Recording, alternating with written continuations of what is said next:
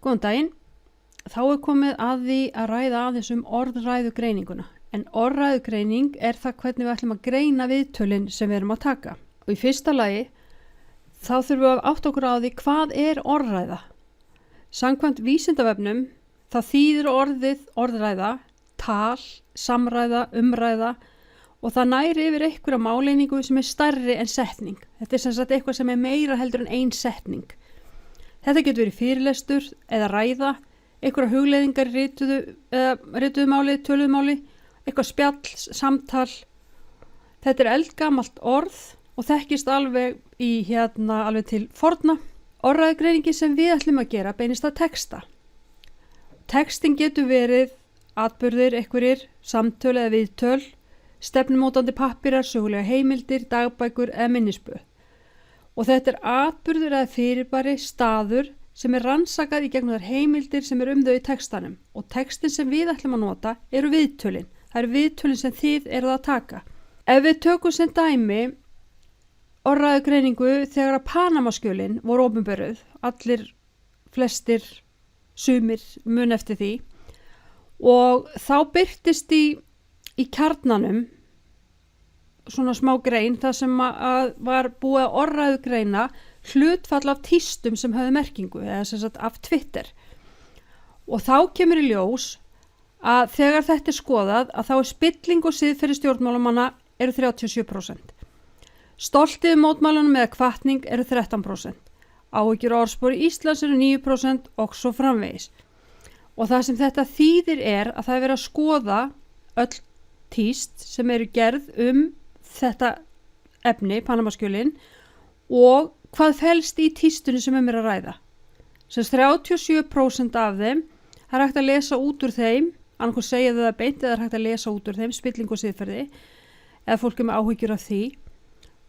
13% eru eitthvað stolt eða eitthvað svoleiðis. Þegar við erum að tala eigindlegar rannsóknir, það ykkar rannsóknarvinna og hvernig þið túlkið gögnin, þá í fyrsta skrefið sem hér, það að safna viðeigandi gögnum. Og það eru viðtölin. Í skrefi 2 þá setið þið fram allar skynsamlega túlkanir. Er hægt að túlka eitthvað út frá þessum gögnum? Er hægt að túlka eitthvað út frá þessum viðtölin sem þið eru með? Síðan kemur skref 3 og þá ætlum við að prófa og við ætlum að athuga það í samræmi við einhver viðmið. Skref 4 og þá getur við komið að því hreinlega að skilgreina nýja rannsóknarspurningu. Passar rannsóknarspurningin okkar sem við vorum með í upphafi, passar með gögnin sem við höfum í dag. Helstu þrepin sem við förum í gegnum þegar við erum með orðræðugreininguna, það í fyrsta lagi, eða númer 1, að móta upprunalegu rannsóknarspurninguna, að skoða hana út frá gögnunum sem við erum með. Síðan það að velja textandi greiningar, sem eru, í því tilfelli það ykkar viðtöl. Það að afrita textan mjög nákvæmlega og það sem þið eru að gera. Það að lesa, það að véfengja og yfirheyra textan. Það þýðir að kunna viðtalið eða viðtölin mjög vel. Ég skrifa hérna nokkuð vel en maður þarf að kunna þetta svolítið vel. Maður að vita hvað fór fram í viðtalinu. Og síðan í 5. lagi þá kemur að kóða og það að taka eins mikið með og hægt og hér getur þurft að endurskoða rannsóknarspurningarnar og breyta ef að þarf. Því það ekki skrifað í steinin. Rannsóknarspurningin sem ég fór á stað með í upphafi, hún passar kannski ekkit við gögnin sem ég með í dag, þannig ég geti þurft aðeins að umorðana eða lagana. Og kóðunin, að þá erum við að para saman ákveðnu þætti eða við erum að finna þemu í gegnum viðtölin. Og það þarf að merkja allt í viðtölunum sem hefur sömu merkingu eða það sem öðruvísi. Það þarf ekki endilega að vera eins, það má líka vera öðruvísi. Og ein leið til að gera þetta, og það leiðin sem við ætlum að fara í þegar við tökum þetta fyrir, það að vera með mismunandi liti. Allt sem blátt á litin, að það merkir það sama, eða táknar það sama, það vera að tala það sama. Sömu tilfinningar. Allt sem appelsínugult, að það svona eða hinsegin. Og þetta tekur tíma, og þetta getið ekki gert nema þið þekki viðtölin bara mjög vel. Síðan það greiningin, já, þegar við erum í greiningunni, það að finna hvað eins eða öðruvísi og setja fram hugsanlega tilgátur. Síðan þurfum við að athuga áreiðanleika og réttmæti með því að leita að neikvæðum dæmum, Við þurfum að leita skilningi þáttakandana og greina samhengið og síðan förum við yfir að skrifa skýrsluna. Ég ætla ekki að tala um áræðanleikan og réttmæti núna, því ég ætla að vera með það í öðrum fyrirlestri. Hafa það alveg sér, þetta er bara um orðræðugreininguna. Orðræðugreiningin eða afritunin, að þið eru flesta staddar þar núna, sem sagt í þessum fyrsta kassa, appelsínugula. Og það eru þegar þið eruð að pikka inn við tölun ykkar og þið gerir það eins nákvæmlega eins og hægt er. Orðræðugreinar eru oft afar nákvæmir og reyna að gefa allt til kynna sem skiptir máli í samtalinu eða í afrituninni, vegna þess að það er ekki endilega sá sem tók viðtalið sem að pikkað inn. Þannig þetta verður að vera rosalega nákvæmt.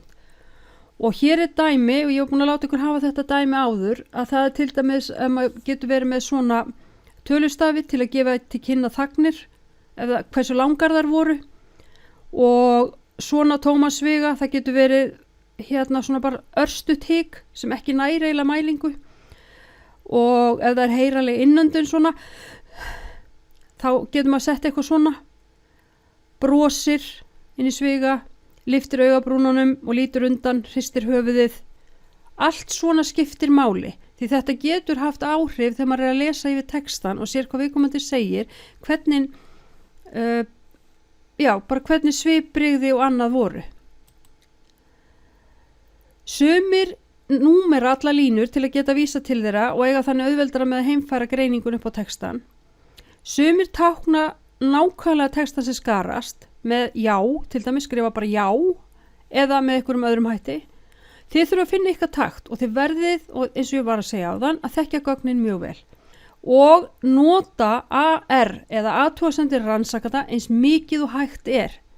Hafa það reglulega þannig að þið sjáið hvenær það er sem þið voruð að hugsa eitthvað meira, datt eitthvað í hug. Síðan er þetta til umhugsunar. Er hægt að alhafa eitthvað út frá orðræðugreiningunni þegar við komum svo ætlum að fara að gera þetta? Er niðurstaðan sem þið komist að þarna, er hún fulltrúi fyrir það sem er rannsakað? Stenst það sem þið eru með? Eru niðurstöðunar áreiðanlegar og réttmætar og hver er staðan og hvað með ígrundun? Þetta ætlum við alltaf að gera í lotunni. Við ætlum að finna, eða ég ætla að láta ykkur gera örlítið verkefni þar sem að þið finnið út á hvað ákveðin orðræða, ég læti ykkur hafa frétt og þið er að finna út á hvað orðræðin í fréttinni gengur. Þið er að finna ákveðið trend hvað er fréttin, hvernig er hún skrifuð og passar það inn í það sem þið vitið eða teljið ykkur vitum efnið. Og ég læti ykkur vita hvaða grein það er sem þið eigi að nota. Og þá er það ekki fleira sinni.